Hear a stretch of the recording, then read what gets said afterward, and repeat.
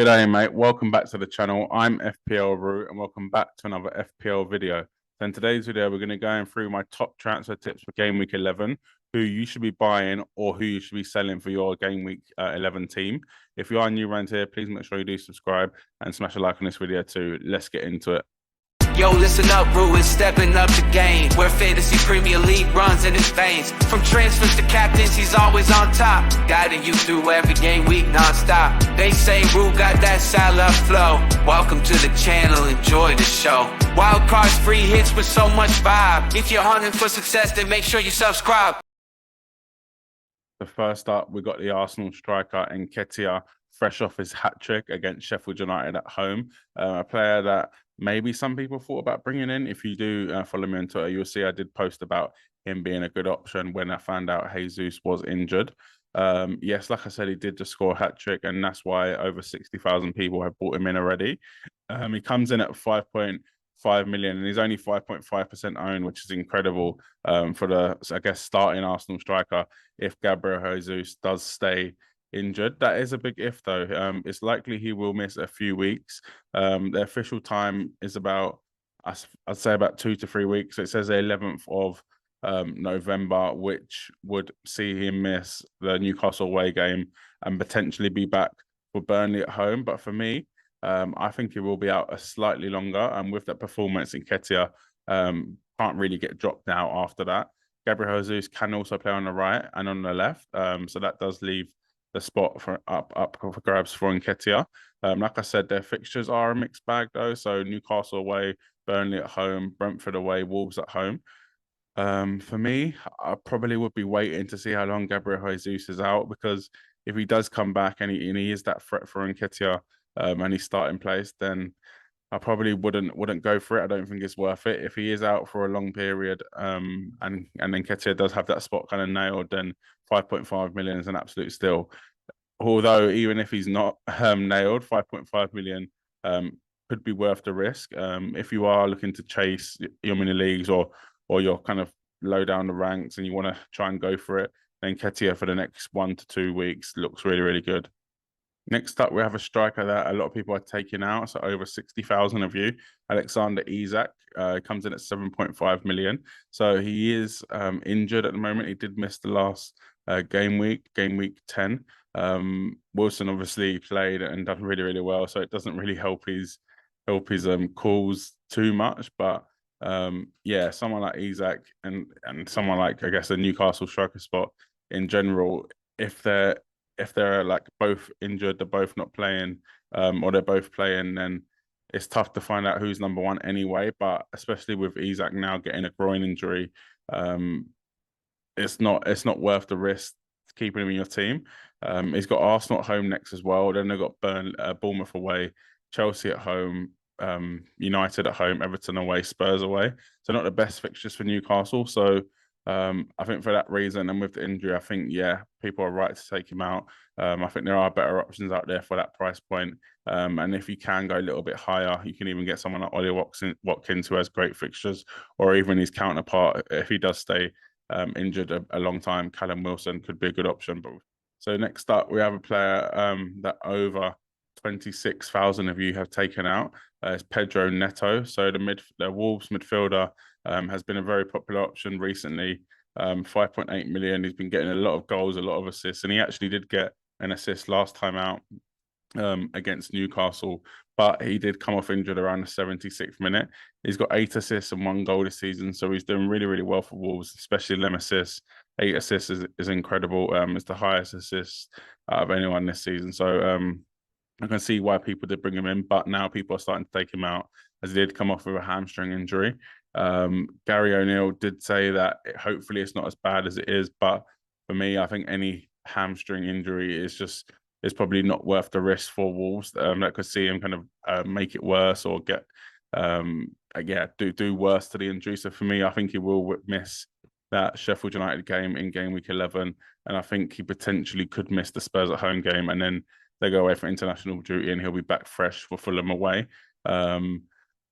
For that reason, I'd probably just wait though see what Gary O'Neill says as the midweek comes, the press conferences, etc., etc. It's not worth taking him out. Yes, he is only 5.8 million, so you could bench him. It's not the end of the world. So I'll probably do that first and have a look at the press conferences and have a look and see what Gary Neal says. But yeah, if he is injured, I'd probably be taking him out, to be honest. So, and oh, this guy. The next player that a lot of people are bringing in is Brian Mbeumo. So a player that we virtually all started off the season with. Then he got heavily sold around game week 8, game week 7 when people were wildcarding, or even before that. Since then, he's got a 14-pointer and a 13-pointer. Burnley at home, Chelsea away. I know a lot of people did sell him in game week 10 as well. So they got the Burnley one, but they missed the Chelsea all. And now people are bringing him back. So 40,000 managers are bringing him back. Well, actually, he's now 6.6 million. So still a little bit more expensive than kind of the mid price, mid to like Matoma, maybe even Eze. Obviously, he's injured now, but someone like Eze, a little bit less than Maddison. But for me, I think the fixtures are not good enough to have just yet. I think West Ham at home, Liverpool away, Arsenal at home, and then they got Luton at home. I think from that Luton game, I think he's going to be a great option to bring in. So Luton after that in game week 14, they've got Brighton away, Sheffield United away, and Villa at home. Then they do Blankdo in game week 18. So that is something to bear in mind, but they will likely double in game week 20, have a double game week. So for me, I'd probably not bring him in. I wouldn't rush to bring him in as the fixtures don't look great for Brian Mbeumo, but I can see why people are. He's on penalties. He's on form now. He's got a goal and assist in his last 2 games. I think I'd keep him if you got him, but I think there are better mids out there. So yeah, I wouldn't be bringing him just yet. Maybe wait till game week 14.